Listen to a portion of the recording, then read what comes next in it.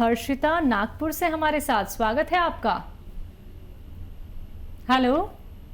हाँ मैम बोलिए। जी बताइए, क्या जानना चाहती हैं? मैम जो छोटे बच्चे के छाती में कफ हो जाते हैं वो हम्म। दवा करने के बाद भी नहीं निकलते हैं और उनको बार बार वही तकलीफ होती है फिर सांस लेने में वगैरह। हम्म। कितना छोटा तो उसके बच्चा? साइड में मतलब छोटा है ना, 12 12 साल का बच्चा है, 12 13 साल। जी। ठीक है।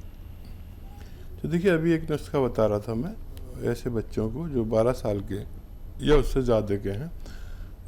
यूनानी में 12 साल का बच्चा बालिग कहलाता है और इसको वो पोटेंसी दे सकते हैं जो एक आम आदमी को दे सकते हैं। तो इसको लिसोड़ा, उन्नाब, अलसी 100 ग्राम खरीदें और इसमें से 20 ग्राम आप अपने किचन में से लीजिए, पीप लें और इसमें मिलाकर पाउडर बनाएं और एक एक चम्मच सुबह शाम गर्म पानी से खिलाएं। बाहर की चीज़ें जितनी कम खाएंगे इतना जल्दी फ़ायदा होगा। और इन्हें भी आप माजून आर केयर अगर 5-6 महीने दें तो भी फ़ायदा मुमकिन है।